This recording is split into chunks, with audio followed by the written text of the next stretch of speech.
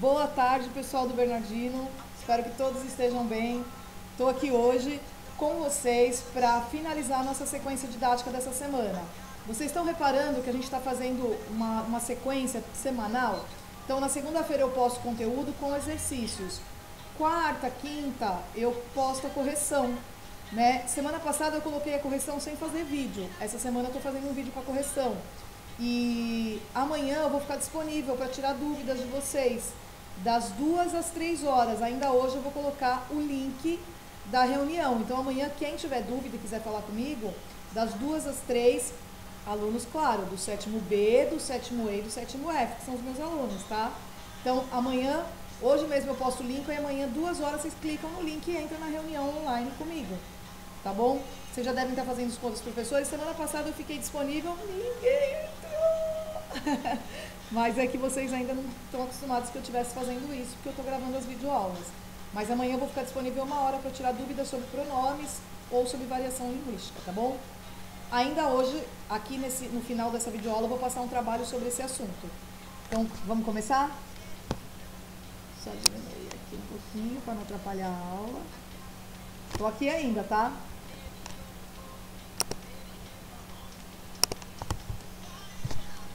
Então, vamos lá. Eu pedi para vocês fazerem atividade do livro didático. Então, por favor, abram, né, o link aí da página 68 no computador ou acompanhem aqui comigo, porque eu coloquei aqui, tá bom? Então, vamos lá. Então, a gente tem uma historinha do Garfield, certo? E fala-se assim: leia com atenção essa tirinha do cartunista estadunidense, que é quem nasceu nos Estados Unidos, Jim Davis. Então, o John e o Garfield são dois conhecidos personagens. O John é o dono do Garfield. Ele fala: a natureza. Então, tem borboletas, tem um coelho, tem um sapo. Aí ele de repente fala: ei, espera um minuto. O que eles estão fazendo na minha sala? Aí o Garfield, com aquela cara irônica: eu quebrei uma janela. Ou seja, não era para eles estarem ali dentro, né? Porque são bichos da natureza e a casa dele é um local urbano. Então, vamos para a primeira questão. Como John avalia a sua proximidade com a natureza no primeiro quadrinho?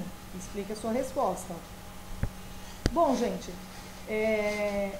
quando John fala a natureza, essa interjeição a, mostra que ele gosta, né? Ele acha bom estar perto da natureza, né? É o sorriso dele. Então, a proximidade dele com a natureza é de carinho. A resposta de vocês tinha que ser essa. Ele gosta da natureza, ele está próximo da natureza, ele não vê problemas na natureza. O que explica isso? A interjeição a e o sorriso no rosto dele, tá bom? Questão 2. Por que essa sensação desaparece no segundo quadrinho? Gente, a resposta de vocês aí tem que ser porque o John se dá conta que ali não é o lugar deles, ali não é a natureza, como eu falei na hora da explicação do quadrinho, ali é um meio urbano. Então, o que acontece?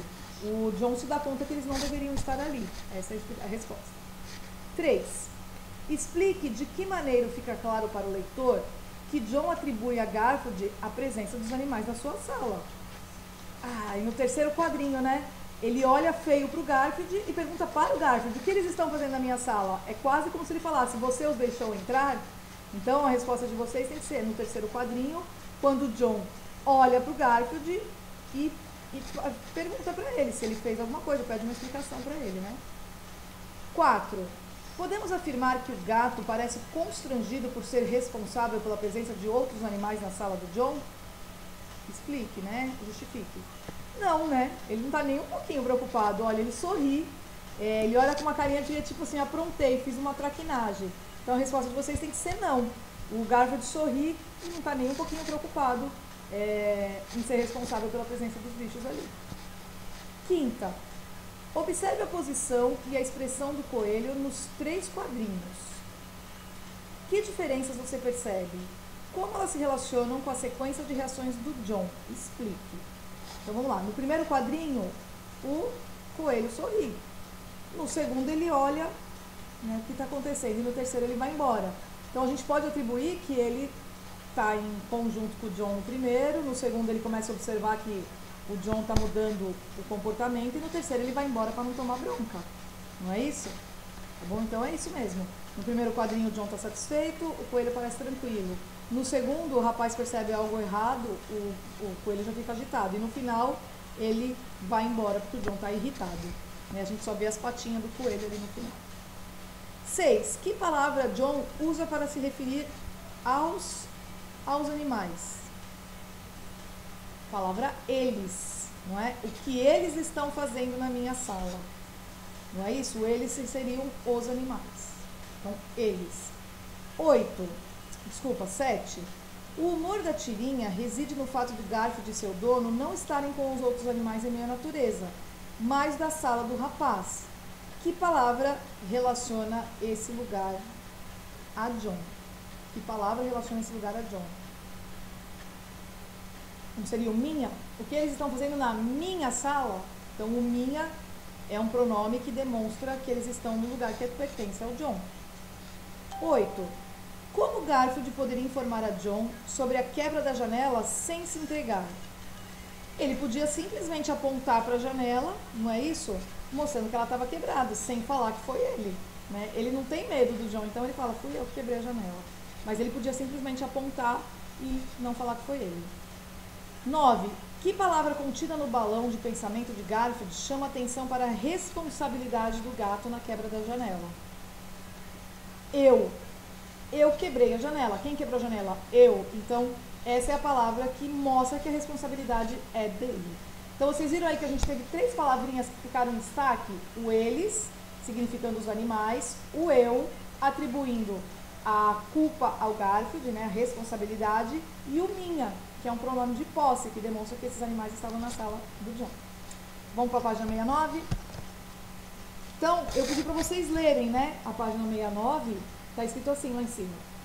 Como você observou ao responder as questões certas, palavras são responsáveis por associar o que é dito às pessoas que participam do ato comunicativo às chamadas pessoas do discurso. Quais são as pessoas do discurso, galera? Primeira, segunda e terceira. Então, eu coloquei 3 vídeos para vocês que falavam dos pronomes pessoais e falavam dessas pessoas do discurso. Então, primeira pessoa é quando é aquela que fala, é o eu, no singular, e o nós no plural. Sou eu mais vocês da nós, né? Segunda pessoa é aquela com quem se fala, o tu no singular e o vós no plural. Terceira pessoa é aquela sobre a qual se fala, ele e ela no singular, eles, elas no plural. Os termos eu e minha, usados na tira, referem-se às pessoas que falavam no momento, Garfield e o John, respectivamente. São pronomes de primeira pessoa. A palavra eles refere-se ao assunto, os animais, e de que os dois estavam falando. É por isso um pronome de terceira pessoa. Diferentemente dos substantivos, os pronomes não têm sentido fixo. Em cada ato comunicativo, apresentam um referente distinto. Então, o eles aqui se refere aos animais, mas em outra situação pode se referir, vamos supor, estamos no teatro, os atores chegaram, eles vão encenar uma peça. O eles aí refere-se a atores. Pense em bate-papo, por exemplo, quando você está falando, usa o termo eu. Quando está ouvindo, é a outra pessoa que se refere a si mesma como eu.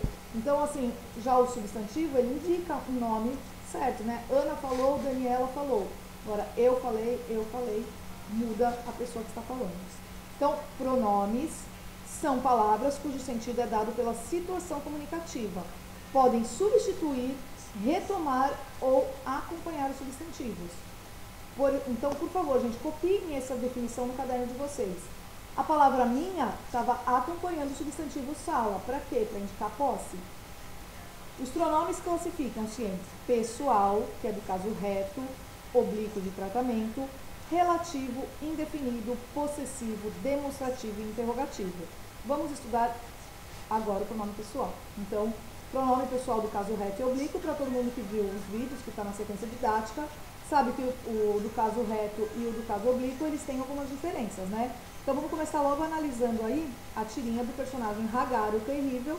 Nessa tirinha ele está com a esposa dele, a Helga, e eles foram criados pelo estadunidense Chris Brown. Então, o Hagar está em casa com a Helga, né? E aí ele fala assim: meus amigos eu e Carl tomarão café da manhã conosco.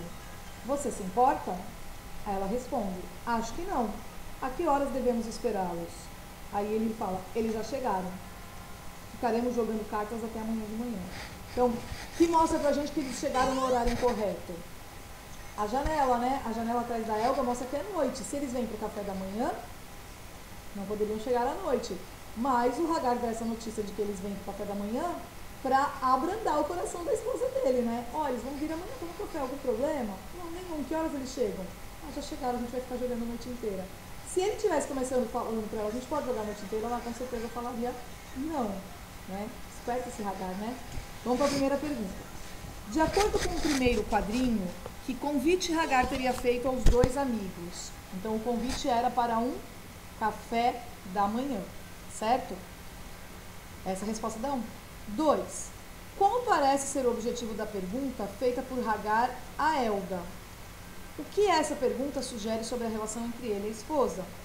O objetivo dele é saber a opinião dela, se ela aceita, né? Se ela aceita que ele chame os amigos. E a pergunta sugere que ele tem uma relação de respeito com a esposa, né? Ele pede a opinião dela. Senão, ele não pediria a opinião dela, não é isso? Então, a gente vê um respeito aí dele, né? Pedindo a opinião dela. Questão 3.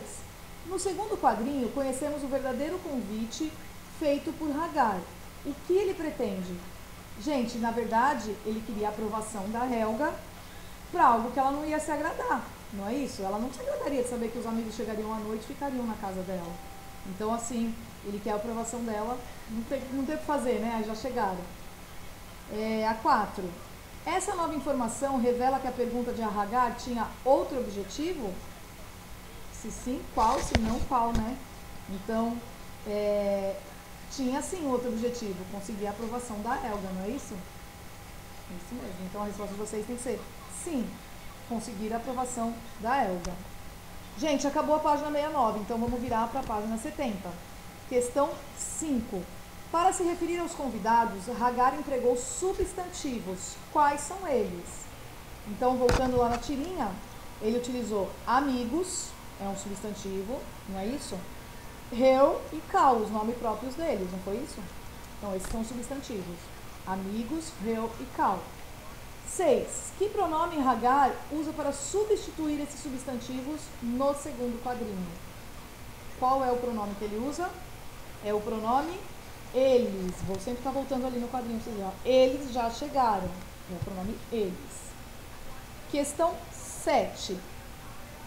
Helga também se vale de um pronome para substituir os mesmos substantivos. Que pronome ela usa? Vamos voltar lá. É na fala dela aqui, ó. A que horas devemos esperá-los? O los se refere a eles, não é isso? Então a resposta aí é los. 8. Os pronomes usados por Hagar e Helga indicam qual pessoa do discurso? O eles, né? Eles chegaram e o los, esperá-los. Eles, terceira pessoa do plural. Isso mesmo. Em sua opinião, que vantagem traz a comunicação a possibilidade de substituir um substantivo por um pronome? O que vocês acham que faz pela comunicação? É importante que vocês percebam que o uso do pronome, ele evita a repetição de termos, né? Ele fala assim, os meus amigos, Cal e eu. Aí ele não vai repetir, os meus amigos chegaram.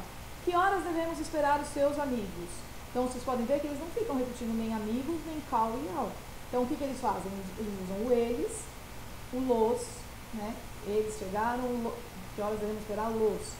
Tudo bem? Então, essa é a função aí. É a função de fazer a língua ser mais ágil, de fazer a língua ser mais dinâmica, menos repetitiva. Então, vamos ler agora, depois da questão 9. Até aí, tudo bem, gente? Foi difícil? Espero que não, né? Os pronomes que você analisou são os pronomes pessoais. Eles indicam os participantes de um ato comunicativo, como na fala do apresentador, Serginho Groisman, que está no livro o texto, né? Ou retomam algum termo que foi citado antes do discurso, como ocorreu na tira do Hagar. Na fala do Vicky, eles indicam os seres, a quem ele se refere o verbo, chegaram. Por isso, é classificado como pronome pessoal reto. Já na fala de Helga, o pronome los é complemento da ação verbal. Que horas nós devemos esperá-los, né? Então, o sujeito aí é o nós. Trata-se de um pronome pessoal oblíquo. Então, tem uma tabelinha aí, quero que vocês copiem essa tabelinha também no caderno. Então, eles já chegaram, o eles pratica ação, né? Pronome pessoal reto. Então, sempre que eu tiver o pronome substituindo uma palavra que é um sujeito, que é aquele que pratica ação, eu vou ter o pronome pessoal do caso reto. A que horas nós devemos esperá-los? Então, o nós é quem pratica ação.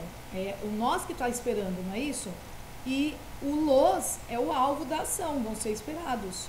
Tá bom? Então, o pronome pessoal do caso oblíquo.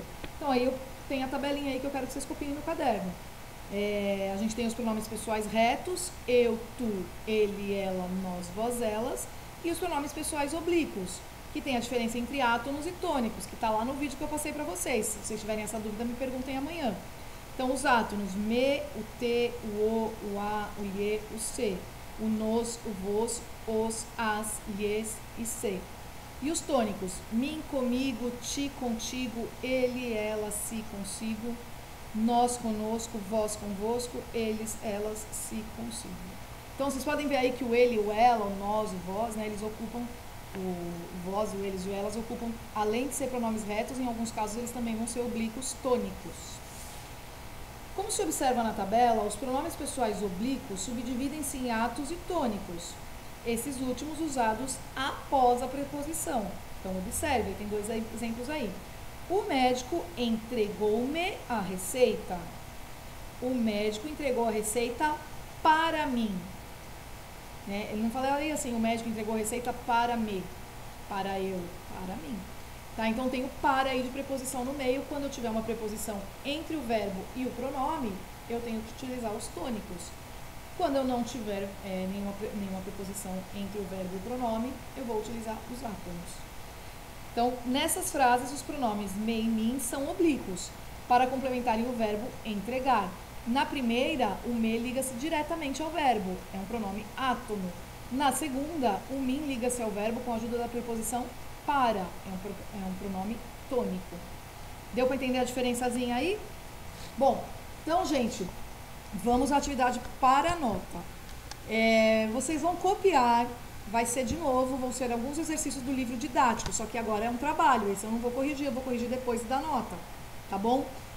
Eu vou postar hoje também as páginas do livro aí. Vocês vão copiar o exercício no caderno e responder a caneta. Detalhe importante, gente, quem for copiar a caneta, para eu poder enxergar, tá bom? Aí vocês tiram a foto e enviam aqui pela atividade devolvida. Vocês vão ali em anexar, né? Vocês entram na atividade, vai estar lá anexar e vocês podem devolver a atividade com a foto. Não quero tirar foto, eu posso digitar no Word? Pode. Então, ou você responde no Word, responde no caderno, digita no Word, ou já digita no Word, salva no seu computador ou no seu celular, que você tem o Word, e envia como documento anexado. Esse é até melhor de ler, tá bom? Então, vai ser o exercício 1 da página 72, o 2 da 73, o 5 da 75 e o 6 da 76. Vamos combinar assim, gente? Não precisa copiar, só responder. Coloca o número do exercício, porque ele tem várias alternativas, tá? Para responder, tem A, B, C, D, E, tem bastante coisa para vocês responderem, tá bom? Então, assim, já estou postando hoje essa atividade para nota. Lembrando a vocês que amanhã, então, eu estou disponível das 2 às 3 para tirar as dúvidas de vocês, tá bom? Galera, um beijo, fiquem com Deus, fiquem bem, tô com saudades.